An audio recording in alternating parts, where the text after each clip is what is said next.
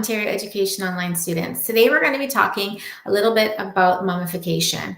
It's just a brief introduction to it because the work that you're going to be doing today is going to really delve into the process of it, the significance of it. You're going to evaluate the British Museum and do some YouTube questions. So really, you're going to learn more about it through the interactions of the lesson. But I'm just going to show you quickly a little bit about mummification and the artwork of it. You're going to see that mummification was about preserving the body for the afterlife.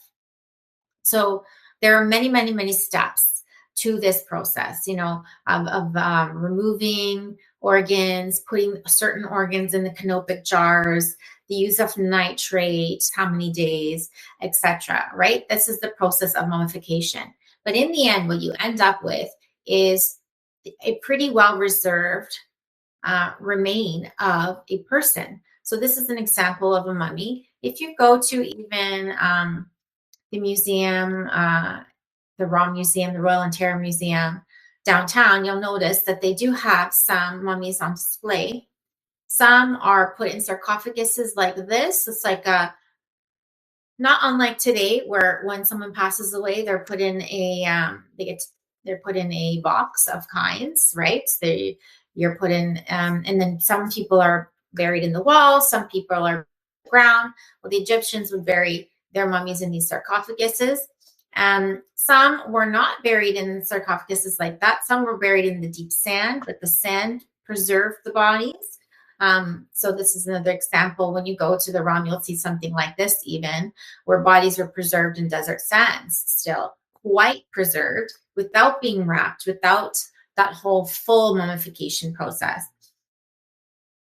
But in terms of artwork, the Egyptians were very much known of documenting this death process and the idea of weighing your goodness to the gods. Like, how good were you? If you were good, then you're going to enjoy the afterlife. And if you weren't good in terms of the weighting system, then you wouldn't be going into the afterlife.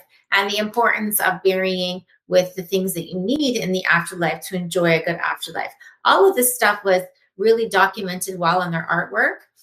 You'll see the Egyptians use the 2D artwork. So you don't have that 3D kind of showcase of the body. It's all 2D and side profile kind of thing. Here is the statue of Ramesses.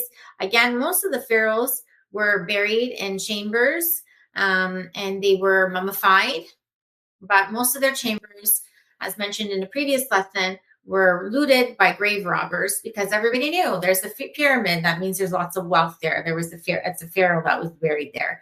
But the reason why we know so much about the mummification is because King Tut was not buried the same way that other leaders were buried.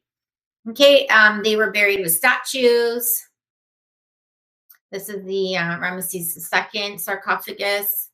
And then these are two mummies that were named, but you can see that the preservation was impeccable.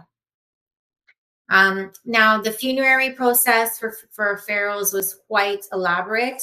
You have people beating their chests, crying as they're going through. They're being followed by the canopic jars, that kind of stuff. So you can see here that they have the heads of jackals, the monkey, the eagle. These are very important symbols that were used in the funerary process of pharaohs and other important nobility. Okay, so this just gives you a brief idea of mummification in ancient Egypt. So as you're going through the rest of your lesson, you're going to really delve further into the process of it and why they did what they did.